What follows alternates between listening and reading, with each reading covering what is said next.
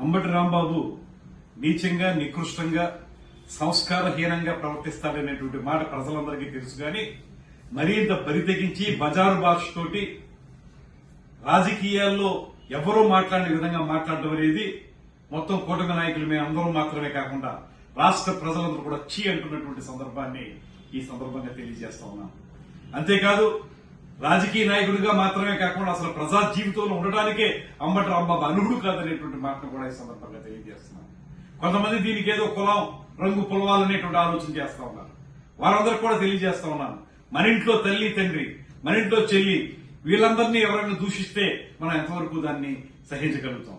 ఇవాళ రాంబాబు మాట్లాడినటువంటి మాటలు ఒక ముఖ్యమంత్రి స్థానంలో ఉన్నటువంటి చంద్రబాబు నాయుడు గారిని, వారి పెద్దల్ని కించపరిచే విధంగా పచ్చి బూతులతోటి మనం మాట్లాడడానికి కూడా వీలులేనటువంటి భాషతోటి మాట్లాడడం అనేది ఎవరు కూడా సహించేటువంటి విషయం కాదు. ఇంత ప్రజలు మిమ్మల్ని చీకొట్టినప్పటికీ కూడా ఇంకా మీరు తగుదనమ్మా అని రోడ్ల మీద వచ్చి మాట్లాడడమే తప్పు. చేసిన తప్పులన్నీ కప్పిపుచ్చుకోవడానికి రకరకాల వేషాలు వేస్తున్నటువంటి మిమ్మల్ని ప్రజలు ఇప్పటికెప్పుడో చేత్కరించారు. మళ్లీ అసలు మిమ్మల్ని ప్రజల మధ్య తిరగడానికి ఒప్పుకోరనేటువంటి మాట కూడా స్పష్టం అవుతోంది. నేను ఆ పార్టీ అధ్యక్షులు మాజీ ముఖ్యమంత్రి జగన్ గారికి కూడా తెలియజేస్తా ఉన్నాం, మీరు ఇంకా సమర్థిస్తున్నారు అంబటి రాంబాబు గారి మాటల్ని. ఇది ఎంతవరకు న్యాయం? అసలు సమాజంలో ఈ రకమైన బూతులు సంస్కృతి తీసుకొచ్చిందే వైఎస్ఆర్ కాంగ్రెస్ పార్టీ అనేటువంటి మాట ప్రజలందరికీ తెలుసు.